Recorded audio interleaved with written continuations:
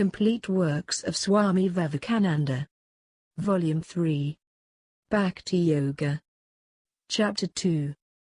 The Philosophy of Ishvara. Who is Ishvara? Janmadhyasya, from whom is the birth, continuation, and dissolution of the universe. He is Ishvara, the eternal, the pure, the ever-free, the almighty, the all-knowing, the all-merciful, the teacher of all teachers, and above all, Sa Ishvara Anivakaniya Premasvarupa, he the Lord is, of his own nature, inexpressible love. These certainly are the definitions of a personal God. Other than two gods, the not this, the Satchitananda, the existence knowledge bliss of the philosopher, and this God of love of the Bhakta? No, it is the same Satchitananda who is also the God of love, the impersonal and personal in one. It is always to be understood that the personal God worshipped by the Bhakta is not separate or different from the Brahman. All is Brahman, the one without a second. Only the Brahman, as unity or absolute, is too much of an abstraction to be loved and worshipped, so the Bhakta chooses the relative aspect of Brahman, that is, Ishvara, the supreme ruler. To use a simile, Brahman is as the clay or substance out of which an infinite variety of articles are fashioned. As clay, they are all one, but form or manifestation differentiates them. Before every one of them was made, they all existed potentially in the clay, and, of course, they are identical substantially, but when formed, and so long as the form remains, they are separate and different. The clay mouse can never become a clay elephant, because, as manifestations, form alone makes them what they are, though as unformed clay they are all one. Ishvara is the highest manifestation of the absolute reality, or in other words, the highest possible reading of the absolute by the human mind. Creation is eternal, and so also is Ishvara. In the fourth pada of the fourth chapter of his sutras, after stating the almost infinite power and knowledge which will come to the liberated soul after the attainment of moksha, Vyasa makes the remark, in an aphorism, that none, however, will get the power of creating, ruling, and dissolving the universe, because that belongs to God alone. In explaining the sutra, it is easy for the dualistic commentators to show how it is ever impossible for a subordinate soul, jiva, to have the infinite power and total independence of God. The thorough dualistic commentator Madhvacharya deals with this passage in his usual summary method by quoting a verse from the Varaha Purana.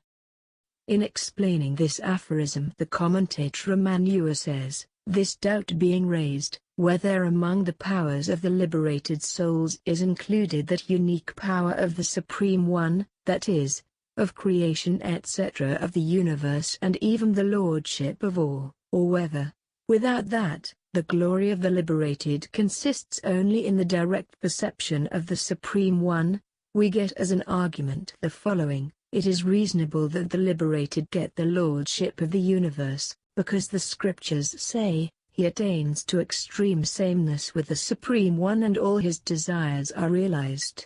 Now extreme sameness and realization of all desires cannot be attained without the unique power of the Supreme Lord, namely, that of governing the universe.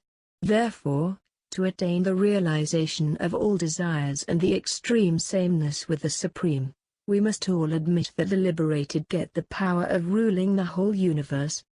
To this we reply, that the liberated get all the powers except that of ruling the universe. Ruling the universe is guiding the form and the life and the desires of all the sentient and the non-sentient beings. The liberated ones from whom all that veils his true nature has been removed, only enjoy the unobstructed perception of the Brahman, but do not possess the power of ruling the universe. This is proved from the scriptural text, from whom all these things are born, by which all that are born live, unto whom they, departing, return, ask about it. That is Brahman. If this quality of ruling the universe be a quality common even to the liberated, then this text would not apply as a definition of Brahman, defining him through his rulership of the universe. The uncommon attributes alone define a thing. Therefore in texts like, "My beloved boy," alone, "In the beginning there existed the one without a second. That saw and felt, I will give birth to the many." That projected heat, Brahman indeed alone existed in the beginning. That one evolved. That projected a blessed form, the Kshatra. All these gods are Kshatras, Varuna, Soma, Rudra, Parjanya, Yama, Mritu, Ishana. Atman indeed existed alone in the beginning. Nothing else vibrated. He thought of projecting the world. He projected the world after. Alone Narayana existed, neither Brahma, nor Ishana, nor the Dayava Prithvi, nor the stars, nor water, nor fire, nor Soma, nor the sun. He did not take pleasure alone. He after his meditation had one daughter, the 10 organs, etc., and in others as, who living in the earth is separate from the earth, who living in the Atman, etc. The Shrutis speak of the Supreme One as the subject of the work of ruling the universe. Nor in these descriptions of the ruling of the universe is there any position for the liberated soul, by which such a soul may have the ruling of the universe ascribed to it. In explaining the next sutra, Ramanua says, "If you say it is not so, because there are direct texts in the Vedas in evidence to the contrary, these texts refer to the glory of the liberated in the spheres of the subordinate deities. This also is an easy solution of the difficulty. Although the system of Ramanua admits the unity of the total, within that totality of existence there are, according to him, eternal differences. Therefore, for all practical purposes, this system also being dualistic, it was easy for Ramanua to keep the distinction between the personal soul and the personal God very clear." We shall now try to understand what the great representative of the Advaita school has to say on the point. We shall see how the Advaita system maintains all the hopes and aspirations of the dualist intact, and at the same time propounds its own solution of the problem in consonance with the high destiny of divine humanity. Those who aspire to retain their individual mind even after liberation and to remain distinct will have ample opportunity of realizing their aspirations, and enjoying the blessing of the qualified Brahman. These are they who have been spoken of in the Bhagavata Purana thus, "O king, such are the glorious qualities of the Lord that the sages whose only pleasure is in the self, and from whom all fetters have fallen off, even they love the omnipresent with a love that is for love's sake. These are they who are spoken of by the Sankhya's as getting merged in nature in this cycle, so that, after attaining perfection, they may come out in the next as lords of world systems. But none of these ever becomes equal to God, Ishvara. Those who attain to that state where there is neither creation, nor created, nor creator, where there is neither knower, nor knowable, nor knowledge, where there is neither I, nor thou, nor he, where there is neither subject, nor object, nor relation, there, who is seen by whom. Such persons have gone beyond everything to where words cannot go nor mind, gone to that which the Shrutis declare as not this, but for those who cannot, or will not reach this state, there will inevitably remain the triune vision of the one undifferentiated Brahman as nature, soul, and the interpenetrating sustainer of both, Ishvara. So, when Prahlada forgot himself, he found neither the universe nor its cause, all was to him one infinite, undifferentiated by name and form, but as soon as he remembered that he was Prahlada, there was the universe before him and with it the Lord of the universe, the repository of an infinite number of blessed qualities. So it was with the blessed gopis. So long as they had lost sense of their own personal identity and individuality, they were all Krishna's, and when they began again to think of him as the one to be worshipped, then they will go peace again, and immediately.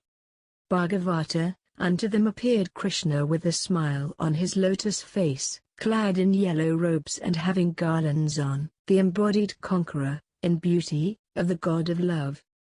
Now to go back to our Acharya Shankara, those, he says, who by worshipping the qualified Brahman attain conjunction with the supreme ruler, preserving their own mind, is their glory limited or unlimited? This doubt rising, we get as an argument, their glory should be unlimited because of the scriptural texts. They attain their own kingdom, to him all the gods offer worship, their desires are fulfilled in all the worlds. As an answer to this, Vyasa writes, without the power of ruling the universe, barring the power of creation etc. of the universe, the other powers such as anima etc. are acquired by the liberated. As to ruling the universe, that belongs to the eternally perfect Ishvara. Why? Because he is the subject of all the scriptural texts as regards creation etc., and the liberated souls are not mentioned therein in any connection whatsoever. The Supreme Lord indeed is alone engaged in ruling the universe. The texts as to creation etc. all point to him. Besides, there is given the adjective ever perfect. Also the scriptures say that the powers anima etc. of the others are from the search after and the worship of God. Therefore they have no place in the ruling of the universe. Again, on account of their possessing their own minds, it is possible that their wills may differ, and that, whilst one desires creation, another may desire destruction. The only way of avoiding this conflict is to make all wills subordinate to some one will. Therefore the conclusion is that the wills of the liberated are dependent on the will of the Supreme Ruler. Bhakti, then, can be directed towards Brahman, only in his personal aspect. The way is more difficult for those whose mind is attached to the Absolute. Bhakti has to float on smoothly with the current of our nature. True it is that we cannot have any idea of the Brahman which is not anthropomorphic. But is it not equally true of everything we know?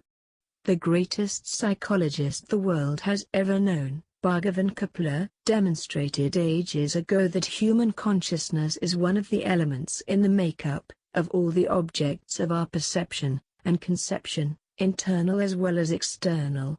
Beginning with our bodies and going up to Ishvara, we may see that every object of our perception is this consciousness plus something else, whatever that may be, and this unavoidable mixture is what we ordinarily think of as reality. Indeed it is, and ever will be, all of the reality that is possible for the human mind to know. Therefore to say that Ishvara is unreal, because he is anthropomorphic, is sheer nonsense. It sounds very much like the Occidentals' squabble on idealism and realism, which fearful-looking quarrel has for its foundation a mere play on the word real. The idea of Ishvara covers all the ground ever denoted and connoted by the word real, and Ishvara is as real as anything else in the universe, and after all, the word real means nothing more than what has now been pointed out. Such is our philosophical conception of Ishvara.